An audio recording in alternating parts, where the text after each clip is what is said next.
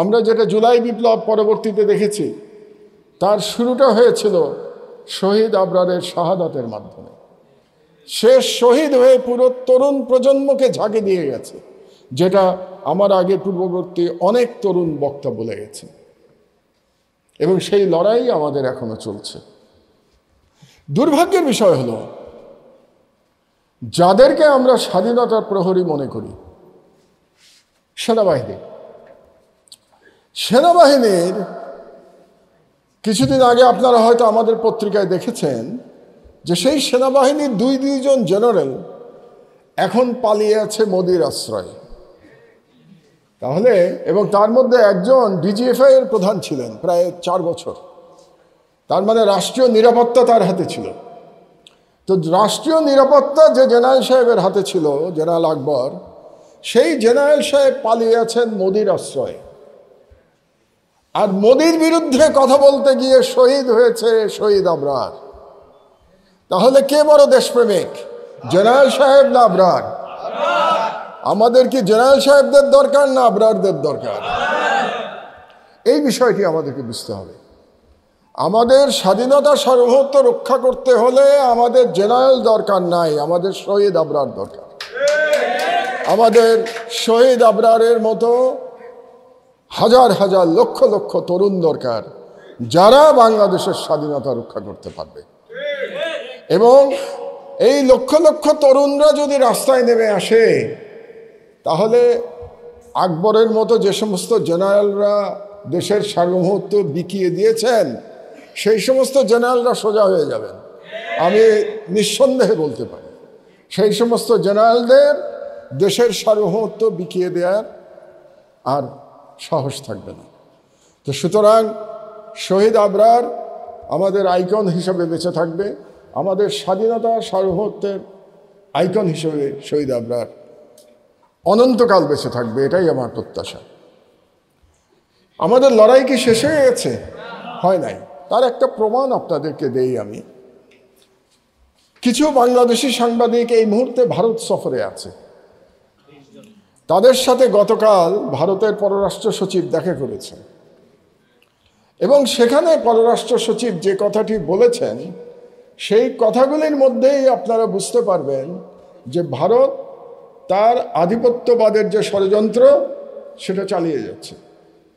তিনি কি বলেছেন?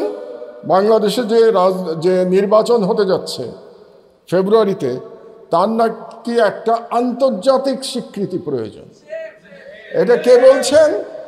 ভারতীয় পররাষ্ট্র সচিব, যে ভারত 15 বছর ধরে বাংলাদেশে একটা ফ্যাসিস্ট সরকার, একটা একনায়ক তান্ত্রিক সরকারকে ক্ষমতায় রেখেছিল এবং বাংলাদেশের জনগণের সকল অধিকার হরণ করে নিয়ে গেছিল। সেই ভারতের পররাষ্ট্র সচিবের বলতে এতটুকু লজ্জা হলো না যে বাংলাদেশের নির্বাচনের আন্তর্জাতিক স্বীকৃতি প্রয়োজন। তাদের অধীনে তিনটা নির্বাচনের নামে তামাশা করেছে। আমি অবাক হলাম যে আমাদের কোনো সাংবাদিক তাকে বললেন না যে আপনারাই তো বাংলাদেশে তিনটা নির্বাচনের নামে তামাশা মঞ্চস্থ করেছেন। প্রথমে একদলীয়, তারপরে মধ্যরাতের নির্বাচন, তারপরে আমিডামির নির্বাচন। এই কথাটা বলার সাহস আমাদের একজন সাংবাদিকের হলো না। আমি একজন সম্পাদক হিসেবে বড় হতাশ হয়েছি। এটাই হচ্ছে সমস্যা আমাদের।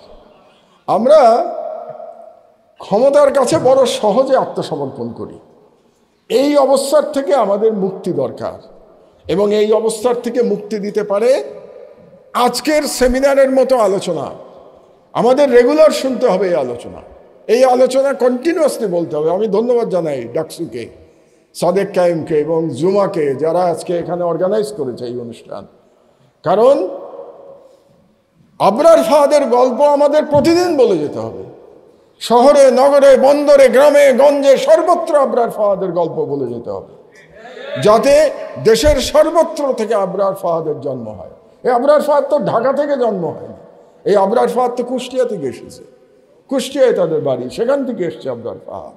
এরকম লক্ষ লক্ষ আবরার ফাহাদরা যখন ঢাকা শহরে আসবে, তখন আর এই দেশের তথাকথিত বুদ্ধিজীবী এবং সুশীল সমাজ এবং তথাকথিত প্রগতিশীলরা বাংলাদেশের স্বাধীনতাকে ভারতের কাছে সমর্পণ করতে আর সাহস পাবে না। আপনাদেরকে সেরকম একটা প্রগতিশীলের গল্প বলি। আমি তখন তুরস্কে নির্বাসনে ছিলাম। সেই সময় বলছিল না আমাদের শিবিরের ছেলেপেলেরা আজকে যে তাদের উপরে কি ধরনের অত্যাচার হতো।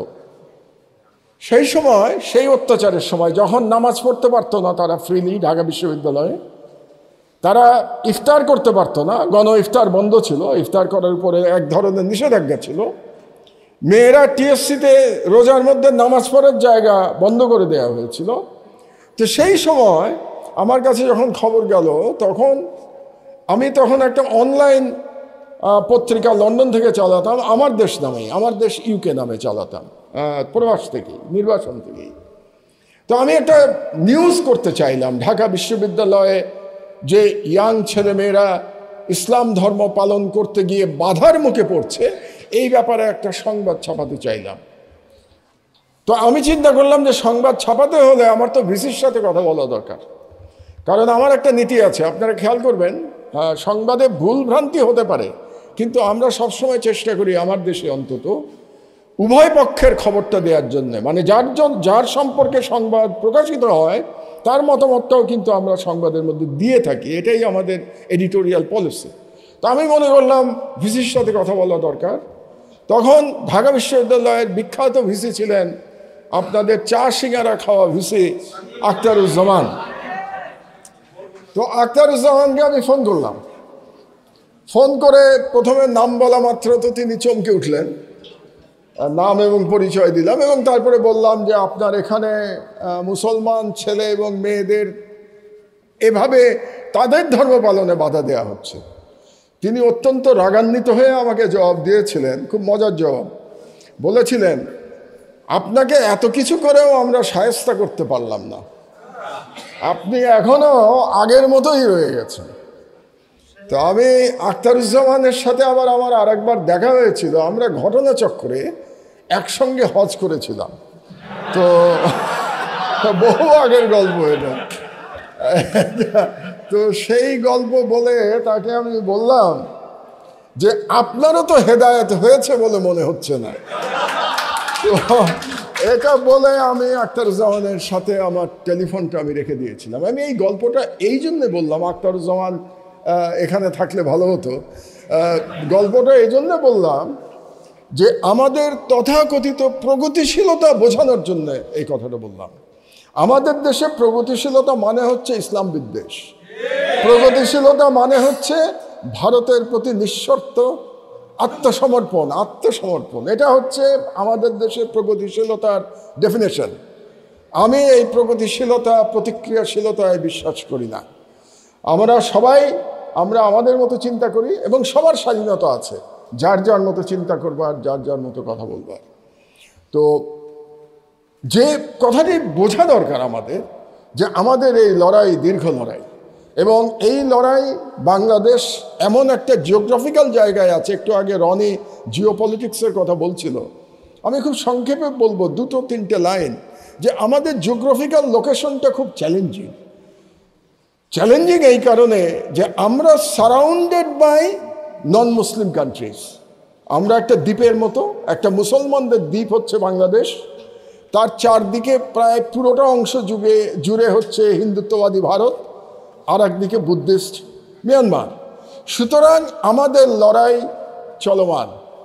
ওই যে আমার একটা বই আছে, ইংরেজিতে লেখা বই, যেটা আমি জেলখানার মধ্যে লিখেছিলাম, the political history of Muslim Bengal and unfinished battle of faith. এই যে আনফিনিশড ব্যাটল অফ ফেইথ, এটা কিন্তু চলমান থাকবে, এটা আমাদেরকে মনে রাখতে হবে। সুতরাং আমাদের সার্বভৌমত্ব বজায় রাখতে হলে এইটা বিশ্বাসের মধ্যে দিয়ে সার্বভৌমত্ব বজায় রাখতে হবে, আর নয়তো সার্বভৌমত্ব থাকবে না। এটাই হচ্ছে আমার আপনাদেরকে মেসেজ দিতে চাচ্ছি আমি। এবং আপনারা জানেন আমি বুয়েটের ছাত্র, আবার কেউ হয়তো জানতে পারেন আমি কিন্তু এই বিশ্ববিদ্যালয়েরও ছাত্র, আমি আইবিএর ছাত্র।